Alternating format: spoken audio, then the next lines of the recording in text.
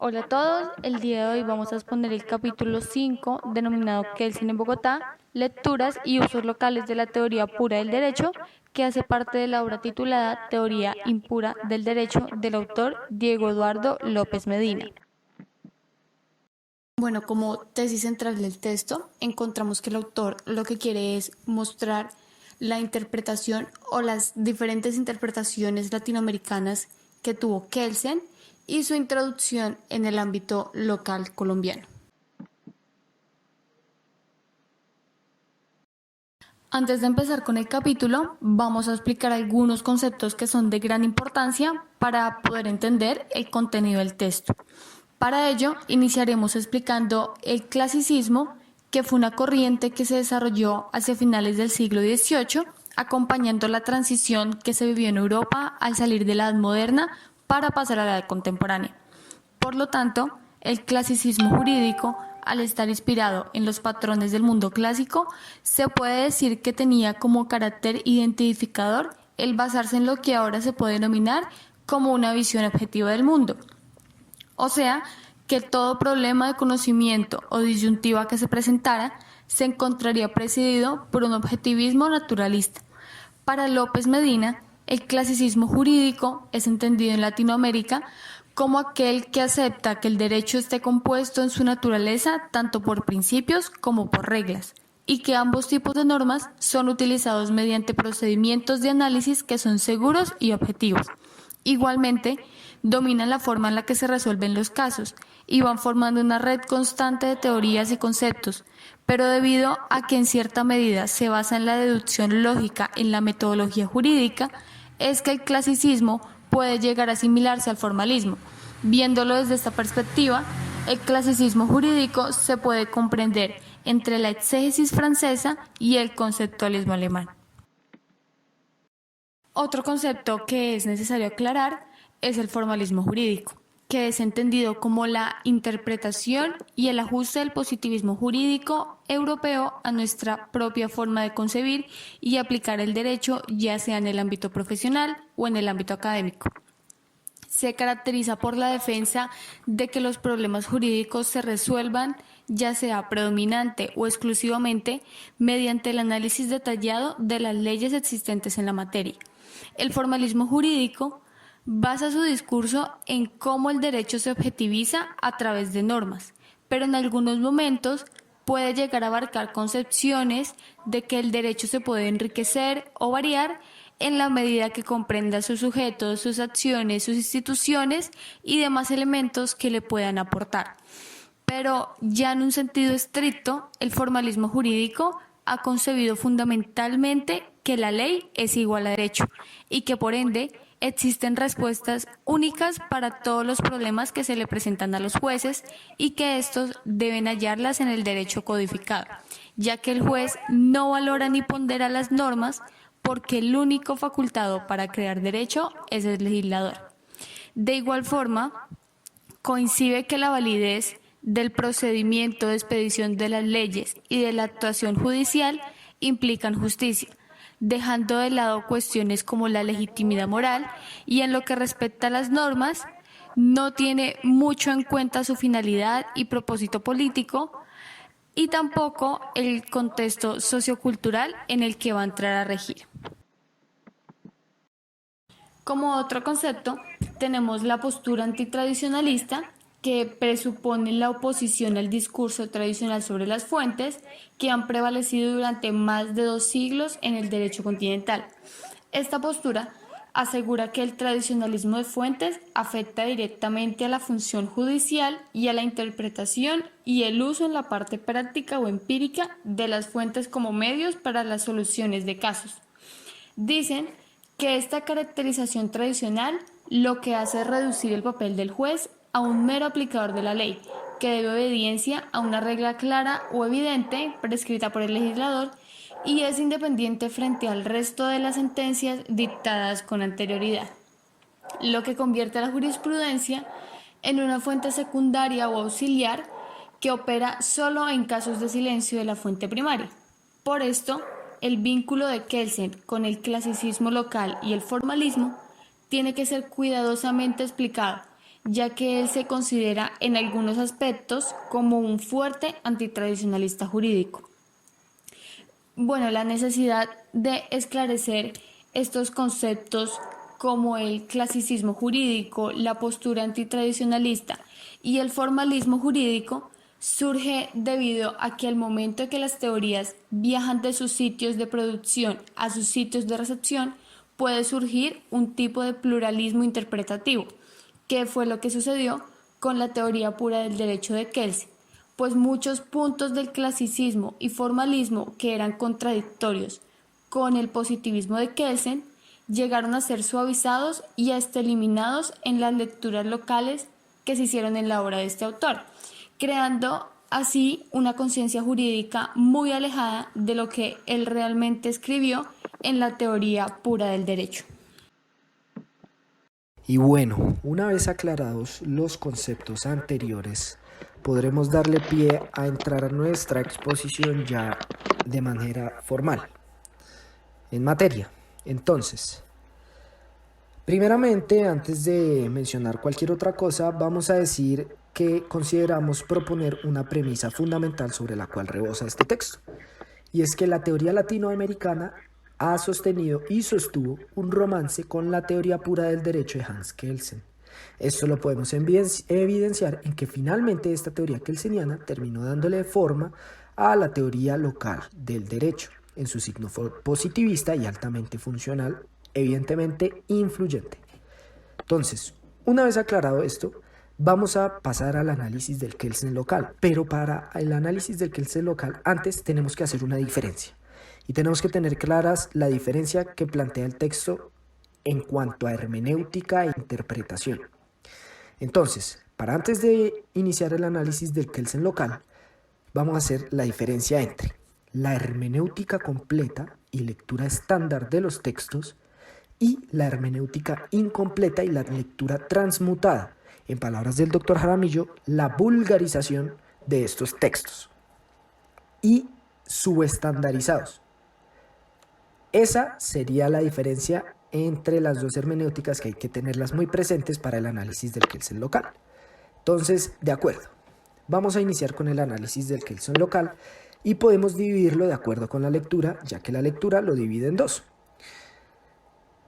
El primer análisis que se le da al Kelsen local, por un lado, los juristas locales de vocación académica buscan preservar el acostumbrado rigor de la filosofía del derecho y luchan por dar una imagen de Kelsen más cercana a aquella que comparten con los académicos de otras partes del mundo, evidentemente. Esta se podría enmarcar en una hermenéutica pura, completa, ¿de acuerdo?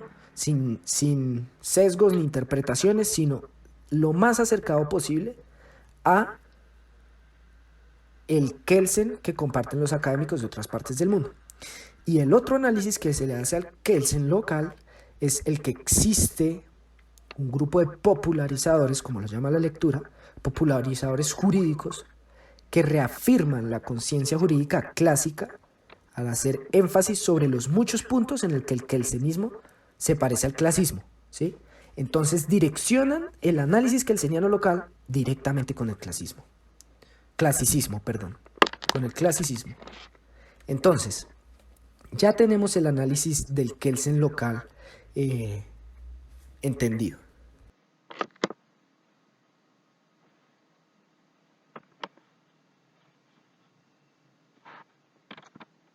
Ahora procederemos a exponer, como nosotros nombramos, cómo fue la introducción y la adaptación del Kelsen en el aspecto local.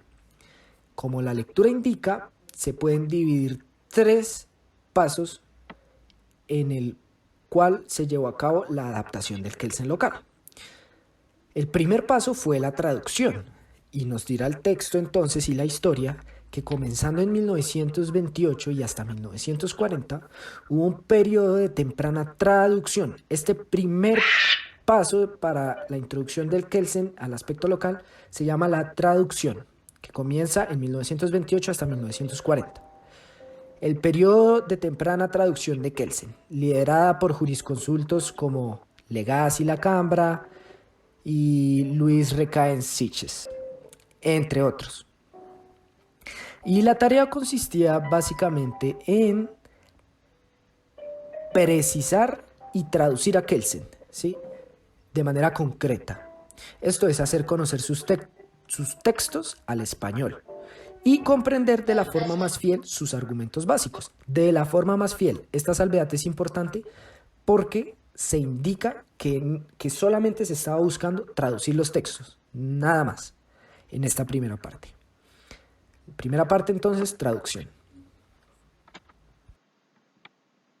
La segunda parte de la introducción de Kelsen al aspecto local se pueden denominar como la formalización. Y nos dirá la lectura y la historia que es el segundo momento de recepción académica. Una vez los principios kelsenianos habían sido suficientemente entendidos en el primer paso, traducción, los teóricos locales comenzaron a intentar elaborar sus propios análisis de la teoría del derecho. La mayor parte de ellos, evidentemente, carecía de la exposición kelseniana del derecho, que era correcta en varios puntos de la teoría jurídica, pero también pensaban que la explicación kelseniana admitía mejoramiento en algunos puntos en los que no era completamente consistente. Y esto es muy importante, porque en este segundo punto, entonces no bastó solo con el análisis del texto, la traducción del texto, sino que también se dijo que esa exposición kelseniana era incompleta.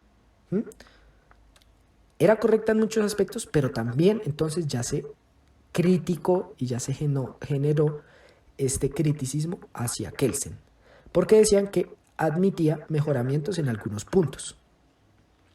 En 1940 y hasta, pues, ahora, 2020, receptores académicos locales harán grandísimos esfuerzos para desviarse de la doctrina del maestro Kelsen como muestra de propia originalidad, ¿sí?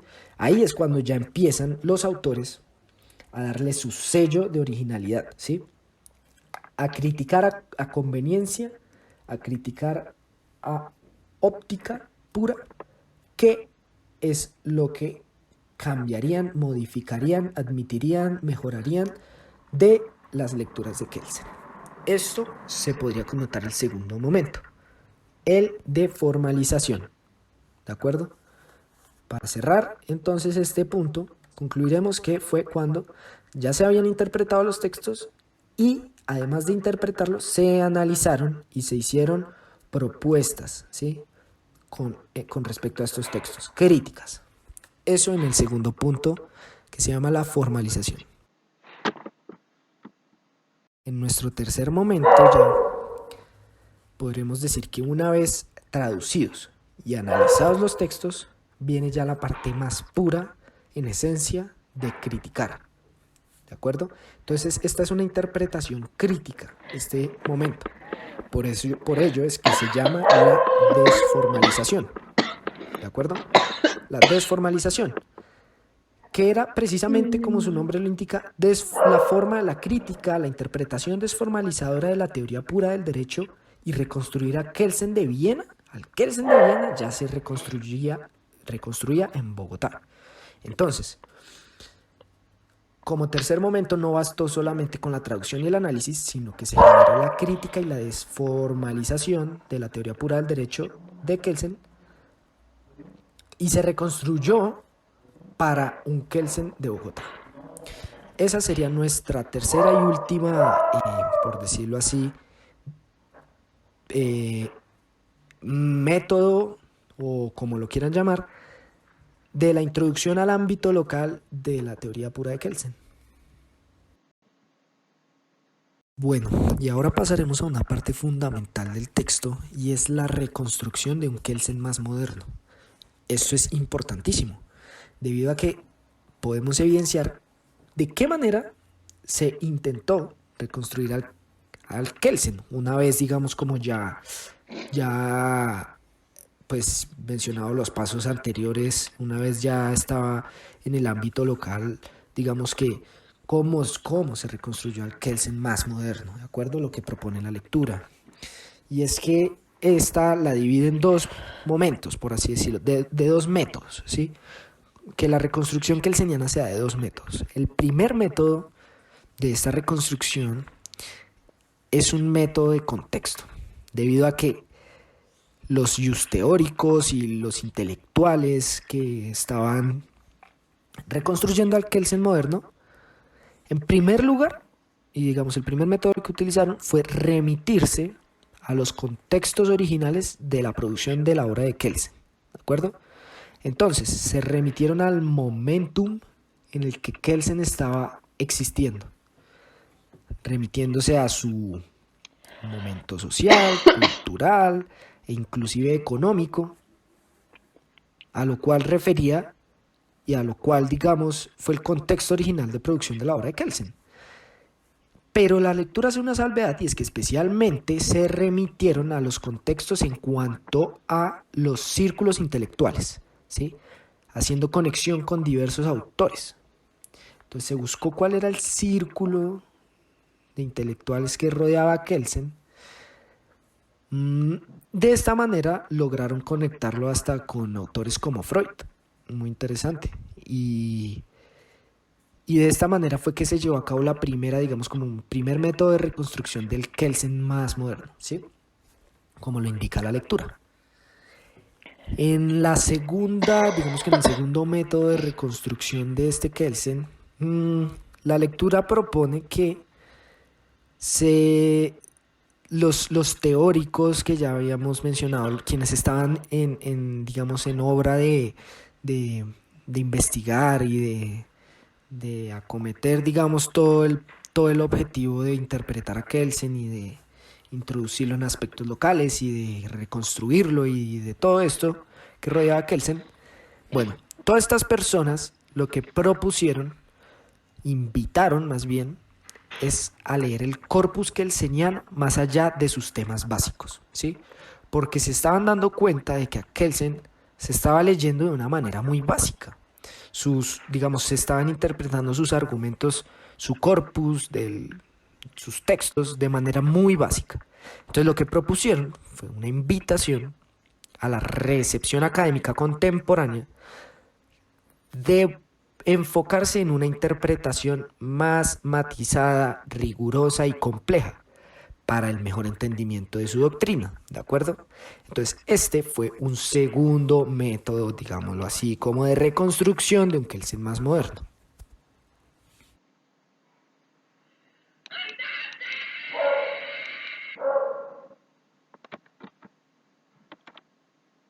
Bueno, mi nombre es Julieta Vega y yo les voy a hablar acerca del Tratado de Arturo Valencia Sea.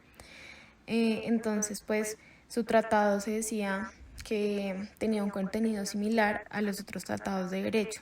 Sin embargo, en particular, en su tratado específicamente de derecho civil, habla sobre la transformación de la teoría local del derecho, y esta se ubica en el siglo XX. Mencionar que su tratado tiene una parte de 1945, que fue su primera versión, la cual tenía por nombre Curso de Derecho Civil Colombiano, y la segunda versión, que la sacó en el año 1957 y que se llamó Derecho Civil. Bueno, ahora voy a destacar algunos aspectos generales del Tratado de Valencia Sea. En primer lugar, la genealogía de su obra muestra, pues entre otras cosas, la manera en que los imaginarios teóricos cambiaron rápidamente en un breve periodo de tiempo, y además ilustran el tipo de equilibrio que alcanzó la teoría del derecho local después de 2 décadas muy dinámicas. A partir de su obra también se logra evidenciar específicamente que en su texto de 1957 opta por dejar de lado el antiformalismo francés y que comparte los elementos y pues pensamientos de Kelsen al adoptar la teoría pura del derecho. De modo que, a diferencia de su obra anterior, Valencia también cambia al partido teórico del positivismo kelseniano y genera una lectura del derecho civil fundamentada primordialmente en algunos principios que son resaltados en la teoría de Kelsen. De este modo, pues asume el positivismo contemporáneo. Bueno, ahora para adentrarme más que todo en las ediciones de 1945 y 1957, quiero resaltar que en estas Valencia se enfoca más que todo en mostrar la manera en que los tratados locales de derecho civil abandonan de una manera parcial la retórica clásica y la antiformalista. Bueno, comenzando con el texto de 1945 que se llama, como ya lo mencioné, Curso de Derecho Civil Colombiano. Cabe mencionar algunos aspectos importantes, como que en esta primera versión de su tratado, Valencia aún se encontraba inmerso en la disputa que tuvo lugar en los años 30, que se dio entre formalismo y antiformalismo. De este modo, pues, voy a mencionar algunos aspectos importantes de esta obra, comenzando con que pues, Valencia dice que el jurista y el juez deben dirigirse a la realidad social para que ahí puedan buscar el derecho en toda su integridad, ya que el derecho no es equivalente a la ley y es algo que tiene que diferenciarse siempre, como pues lo voy a explicar más adelante. También, al igual que Kelsen, rechaza la aplicación indebida del sincretismo metodológico en la ciencia jurídica. Por otra parte, también dice que hay una relación estrecha entre el derecho y las ciencias sociales, ya que pues, las ciencias sociales es una forma de hallar la pureza del derecho, afirmando, cito, el derecho es una rama de las ciencias sociales. Bueno, para profundizar en el primer punto que mencioné, Valencia era muy enfático en que el derecho y la ley se tenían que diferenciar, pues estos nunca pues eran equivalentes, que el derecho no era equivalente a la ley, puesto que la ley era el resultado de un proceso formal de promulgación legislativa, mientras que el derecho, por su parte, refleja la historia de una nación. Por lo tanto, pues debe ser estudiado como un fenómeno sociológico e histórico externo. Y finalmente, también habla sobre el aspecto sustantivo del derecho, que se da en torno a las necesidades humanas a las que el sistema jurídico debe referirse. Y esta necesidad está entendida desde el Estado, que es el que debe servir como garante del orden social y de las reglas jurídicas en su totalidad. Y en cuanto a las necesidades humanas permanentes, son como una descripción más o menos sociológica de las instituciones clásicas del derecho civil que tienen una estirpe románica, como las personas, la propiedad, el Estado, etc.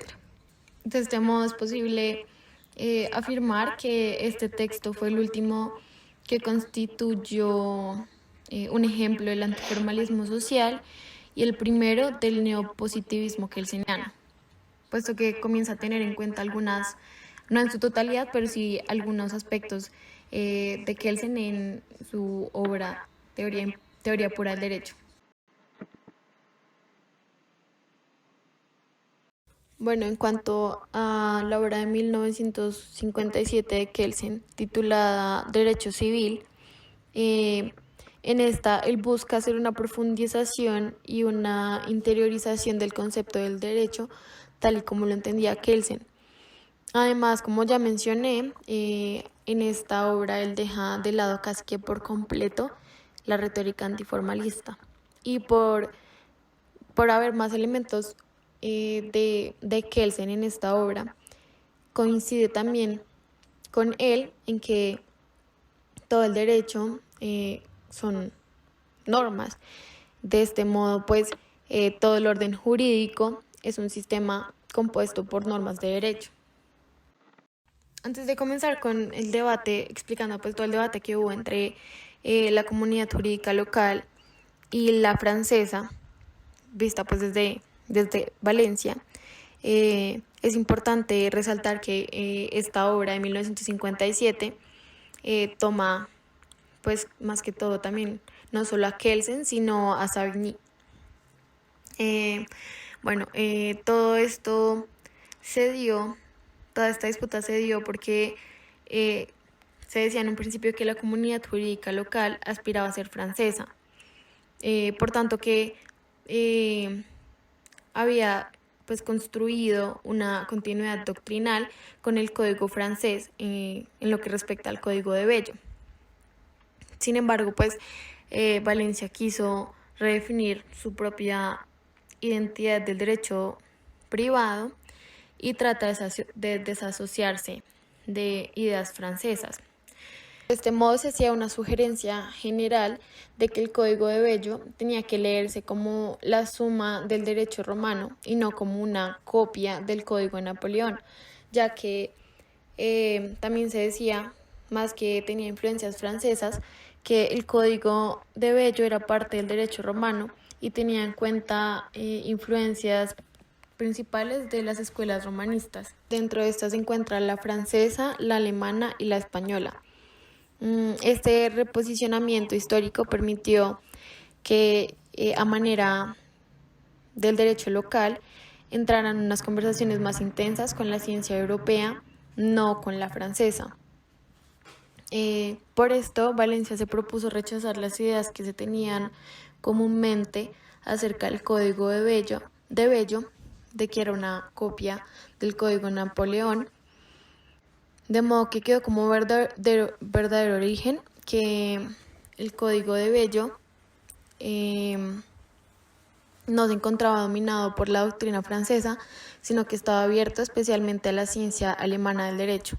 Y por último, Valencia, al igual que Kelsen, aceptó la idea de que había un sistema jurídico jerarquizado y organizado en forma de pirámide. Esta idea fue originalmente planteada por Adolf Merck. En cuanto al concepto de derecho, este fue elaborado con ideas de Kelsen y Valencia muestra dos elementos importantes. El primero, que el derecho se encuentra conformado por normas jurídicas y que, pues, el segundo, que esas normas jurídicas tienen una estructura básica que las identifica de los otros tipos de enunciados normativos que se encuentran en la ley. Por último, hablaré acerca del mensaje kelseniano a la teoría local del derecho como un positivismo estricto y estructural, que se resume en los siguientes elementos. Entonces, el primero es que el derecho es creado por humanos, específicamente por el Estado, y que el Estado se puede entender o es entendido como un centro de imputación de las actividades de producción del derecho. El derecho es aquel que se encuentra conformado por reglas o normas cuya validez debe ser corroborada mediante el cumplimiento de las formas, procesos y requisitos de producción que el mismo derecho se autoprescribe. Porque, como otro elemento importante, no se aceptan principios o conceptos que no sean válidos en los criterios. Las normas son, como en algún momento de la presentación lo dije, son aquellas que tienen una forma lógica básica que es intrínseca, al concepto de derecho. Y finalmente, que las reglas individuales pertenecen a un sistema general de normas que explica los problemas relacionados con la promulgación, con la validez y con la jerarquía de las normas jurídicas. Diferencias explícitas en la teoría. A partir de la llegada y posterior interpretación se dio una ruptura en lo que era la interpretativa del derecho. Esto quiere decir que bajo el nuevo y modernizante positivismo que llegaba, se negaba un poco e inclusive se llegaba a contradecir la interpretación clásica que había en Colombia existente en el momento. Esto quiere decir la escolástica, un poco ius naturalista existente que quedó como residuo de las instituciones que fueron el derecho español.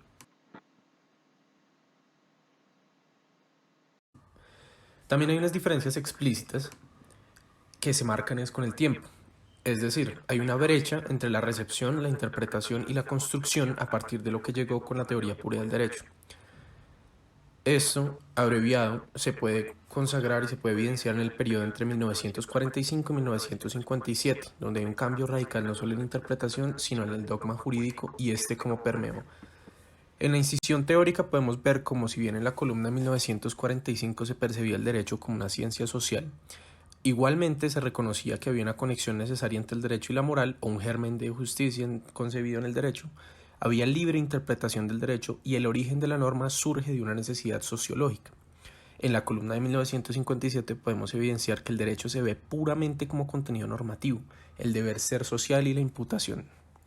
Se tocó una separación explícita entre el derecho y la moral, se entendían como dos disciplinas, por así decirlo, separadas y que no tenían que ver la una con la otra, si bien se podía tener un conocimiento moral sin tener que tener el conocimiento del derecho. El derecho se aislaba de la interpretación libre y su interpretación antihegemónica, gracias a lo que estipulaba la interpretación de la teoría pura del derecho, decía que no se podía prestar para fines políticos o propósitos. Las normas surgen es para imputar comportamientos y no para reflejar una realidad social. Con estas marcadas diferencias, lo que llegó a ser la teoría en Colombia y en este periodo de recepción se da cuenta y se evidencia que efectivamente el positivismo modernizante no solo logra permear las instituciones académicas, sino las instituciones jurídicas como tal colombianas, y se ve un cambio no solo en el ejercicio académico, sino en el ejercicio práctico. En las divisiones no solo se evidencia un decantamiento de ciertos aspectos, como fue la teoría de Kelsen, sino que efectivamente se ve que fue un análisis a profundidad, ya que dentro del mismo análisis podemos evidenciar que hay aspectos no solo de la teoría pura del derecho, sino de las teorías que lograron formar la teoría pura del derecho, como lo fue la imputación de cargos, la contradicción del libre albedrío de Kant y un poco de teoría neocantiana que empieza a hablarnos sobre las limitaciones a lo que es la vida en sociedad.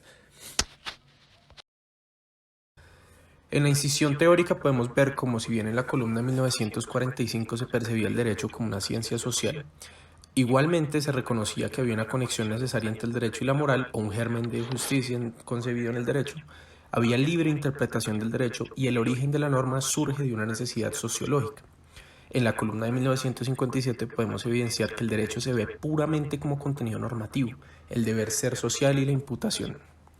Se tocó una separación explícita entre el derecho y la moral, se entendían como dos disciplinas, por así decirlo, separadas y que no tenían que ver la una con la otra, si bien se podía tener un conocimiento moral sin tener que tener el conocimiento del derecho.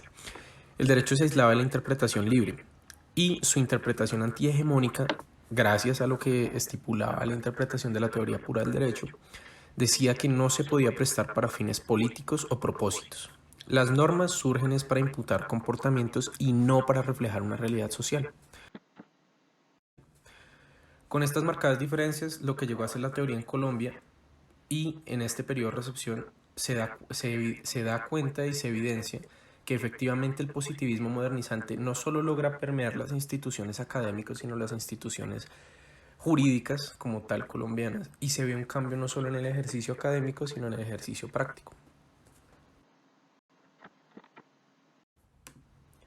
En las divisiones no solo se evidencia un decantamiento de ciertos aspectos, como fue la teoría de Kelsen, sino que efectivamente se ve que fue un análisis a profundidad, ya que dentro del mismo análisis podemos evidenciar que hay aspectos no solo de la teoría pura del derecho, sino de las teorías que lograron formar la teoría pura del derecho, como lo fue la imputación de cargos, la contradicción del libre albedrío de Kant y un poco de teoría neocantiana que empieza a hablarnos sobre las limitaciones a lo que es la vida en sociedad.